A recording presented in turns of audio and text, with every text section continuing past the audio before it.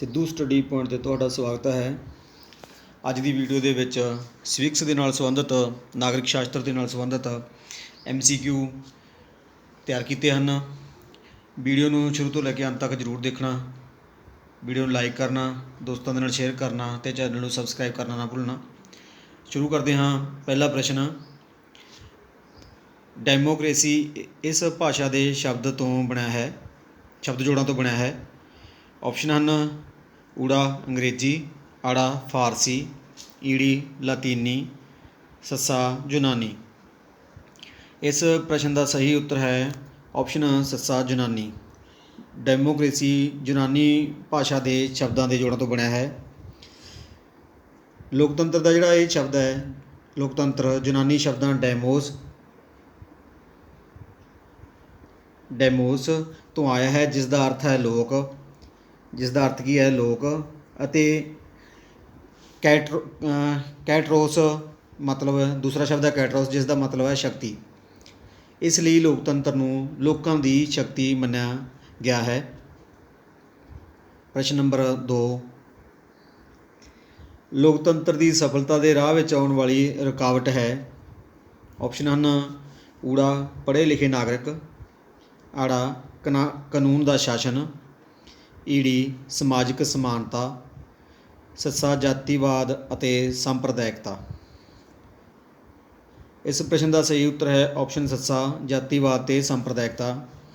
ਪੜ੍ਹੇ ਲਿਖੇ ਨਾਗਰਿਕ ਆ ਜਿਹੜੇ, ਉਹ ਵੀ ਆਪਣੇ ਲੋਕਤੰਤਰ ਦੀ ਸਫਲਤਾ ਦੇ ਵਿੱਚ ਸਹਾਈ ਹੁੰਦੇ ਹੈ। ਕਾਨੂੰਨ ਦਾ ਸ਼ਾਸਨ ਵੀ ਅਤੇ ਸਮਾਜਿਕ ਸਮਾਨਤਾ ਵੀ। ਜਿਹੜਾ ਜਾਤੀਵਾਦ ਅਤੇ ਸੰਪਰਦਾਇਕਤਾ ਹੈ, ਇਹ ਲੋਕਤੰਤਰ ਦੇ ਰਾਹ ਦੇ ਵਿੱਚ ਵੱਡੀ ਰੁਕਾਵਟ ਹੈ।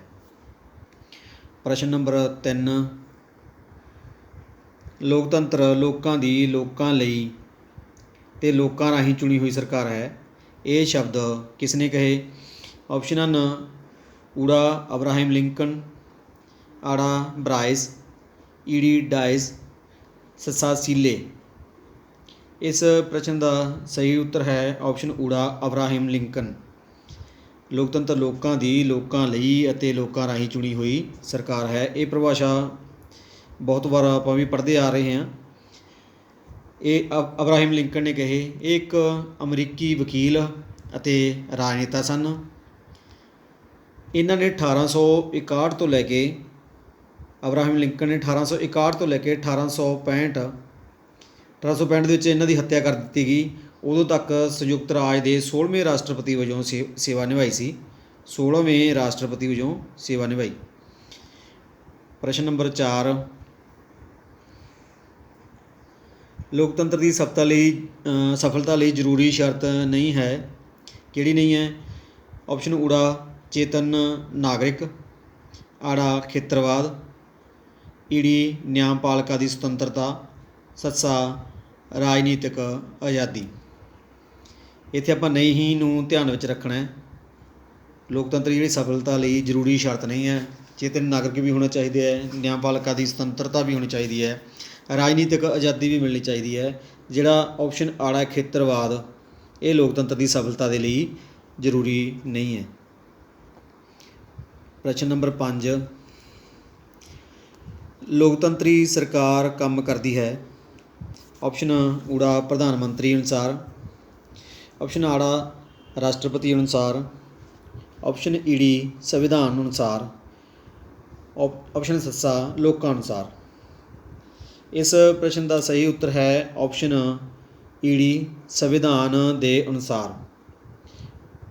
ਲੋਕਤੰਤਰੀ ਸਰਕਾਰ ਹੈ ਜਿਹੜੀ, ਉਹ ਸੰਵਿਧਾਨ ਦੇ ਅਨੁਸਾਰ ਕੰਮ ਕਰਦੀ ਹੈ। ਜੋ ਸੰਵਿਧਾਨ ਦੇ ਵਿੱਚ ਲਿਖਿਆ ਹੋਇਆ, ਜੋ ਉਸ ਦੇ ਅਨੁਸਾਰ ਹੀ ਇਹ ਕੰਮ ਕਰਦੀ ਹੈ। ਨਾ ਤਾਂ ਲੋਕਾਂ ਅਨੁਸਾਰ, ਨਾ ਕੋਈ ਰਾਸ਼ਟਰਪਤੀ ਅਨੁਸਾਰ, ਨਾ ਪ੍ਰਧਾਨ ਮੰਤਰੀ ਅਨੁਸਾਰ। ਸੰਵਿਧਾਨਕ ਰੂਪ ਦੇ ਵਿੱਚ ਸੰਵਿਧਾਨ ਦੇ ਅਨੁਸਾਰ ਕੰਮ ਕਰਦੀ ਹੈ। ਪ੍ਰਸ਼ਨ ਨੰਬਰ 6, ਮਸੌਦਾ ਕਮੇਟੀ ਦੇ ਪ੍ਰਧਾਨ ਸਨ। ਆਪਸ਼ਨ ਊੜਾ ਡਾਕਟਰ ਰਾਜਿੰਦਰ ਪ੍ਰਸਾਦ, ਆੜਾ ਪੰਡਿਤ ਜਵਾਹਰ ਲਾਲ ਨਹਿਰੂ, ਈੜੀ ਲਾਰਡ ਮਾਊਂਟਬੈਟਨ, ਸੱਸਾ ਡਾਕਟਰ ਭੀਮ ਰਾਓ ਅੰਬੇਦਕਰ। ਇਸ ਪ੍ਰਸ਼ਨ ਦਾ ਸਹੀ ਉੱਤਰ ਹੈ ਆਪਸ਼ਨ ਸੱਸਾ ਡਾਕਟਰ ਭੀਮ ਰਾਓ ਅੰਬੇਦਕਰ ਮਸੌਦਾ ਕਮੇਟੀ ਦੇ ਪ੍ਰਧਾਨ ਸਨ। ਪ੍ਰਸ਼ਨ ਨੰਬਰ 7,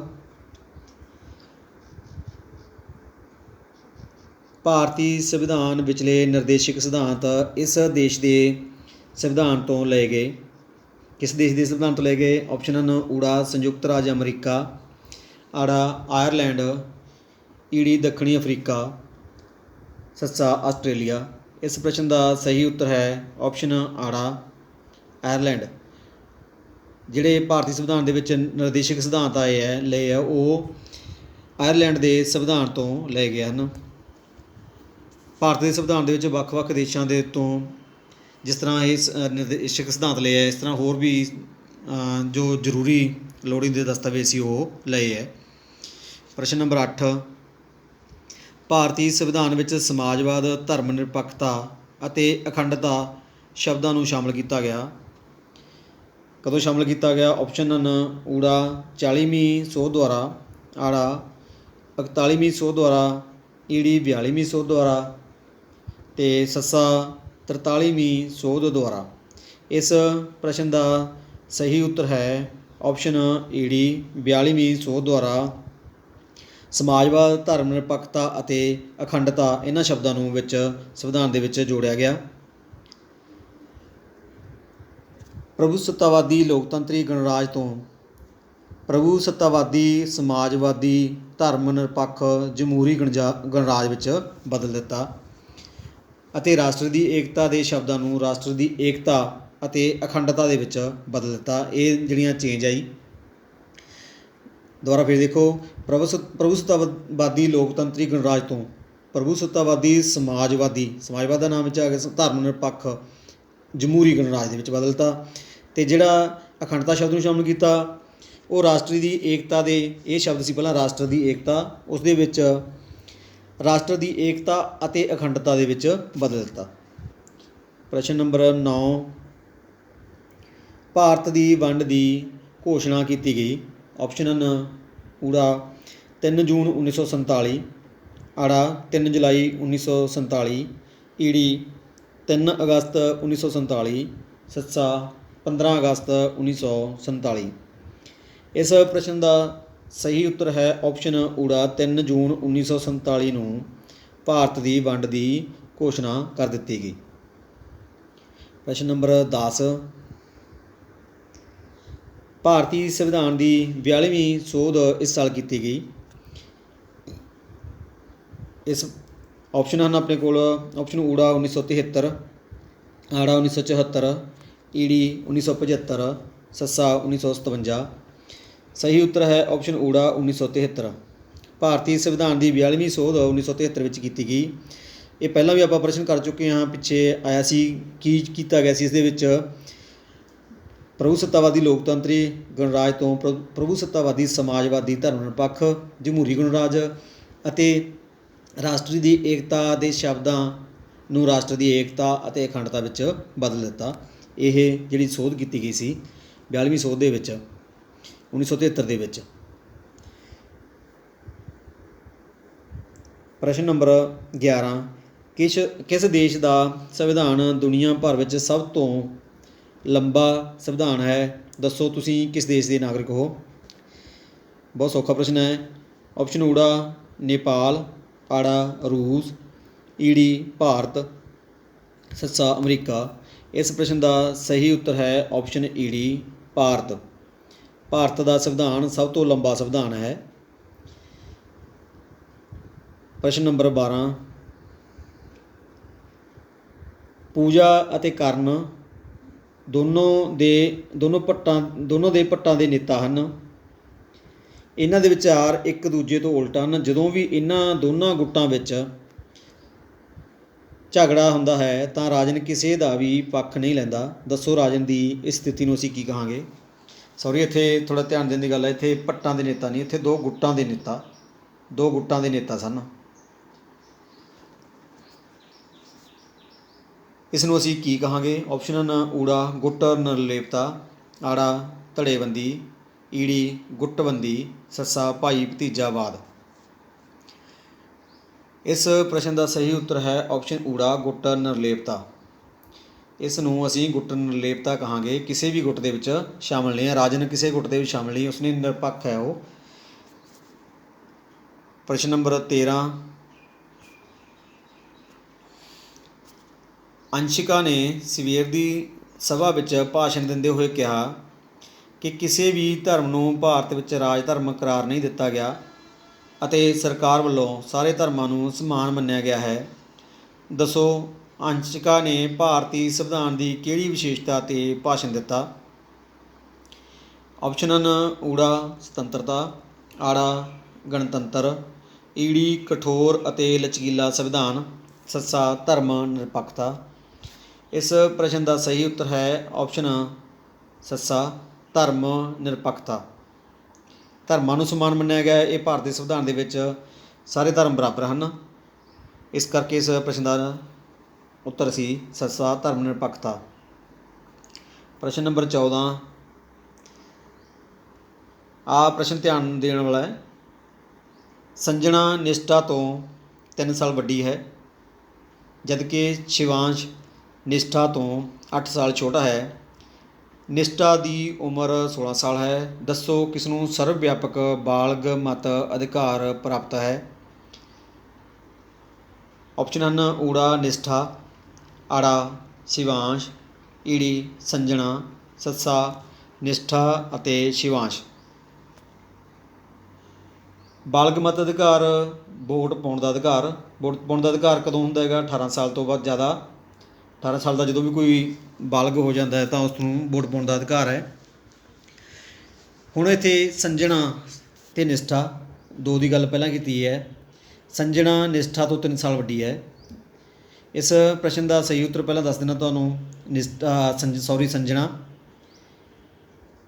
ਸੰਜਣਾ ਨਿਸ਼ਠਾ ਤੋਂ 3 ਸਾਲ ਵੱਡੀ ਹੈ। 2 ਪੁਆਇੰਟ ਲੈਂਦੇ ਹਾਂ ਆਪਾਂ। ਇਹ ਨਿਸ਼ਠਾ ਦਾ ਪੁਆਇੰਟ ਹੈ, ਇਹ ਸੰਜਣਾ ਦਾ ਪੁਆਇੰਟ। ਸੰਜਣਾ ਇਹਨੂੰ ਇੱਕ ਵਾਰ ਦੇਖਦੇ ਹਾਂ ਦੁਬਾਰਾ।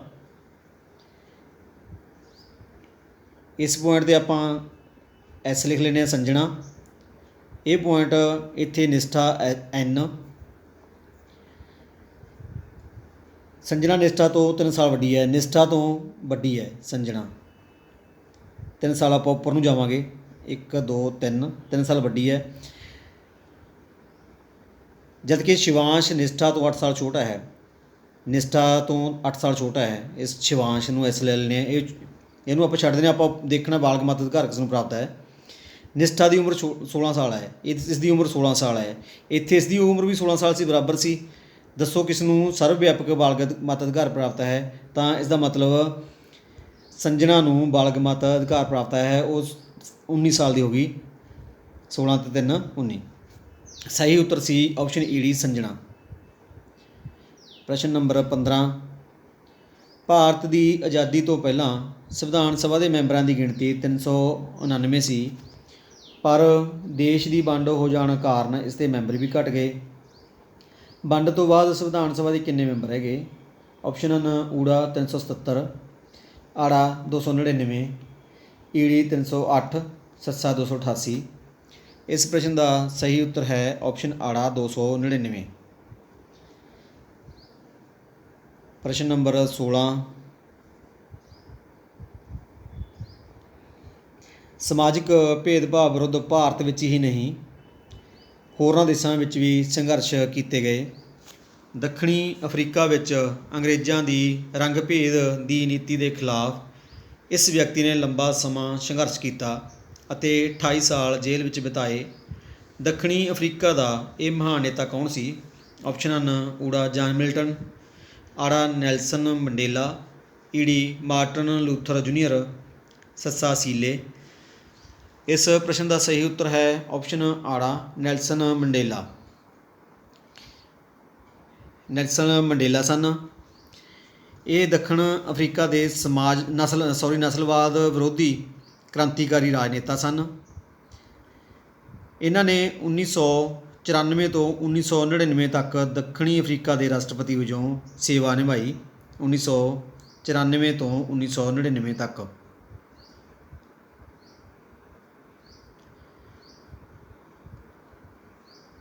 ਇਹ ਸਨ ਅੱਜ ਦੇ ਪ੍ਰਸ਼ਨ ਨਾਗਰਿਕ ਸ਼ਾਸਤਰ ਦੇ ਨਾਲ ਸੰਬੰਧਿਤ। ਵੀਡੀਓ ਨੂੰ ਦੇਖਣ ਲਈ ਤੁਹਾਡਾ ਬਹੁਤ ਬਹੁਤ ਧੰਨਵਾਦ।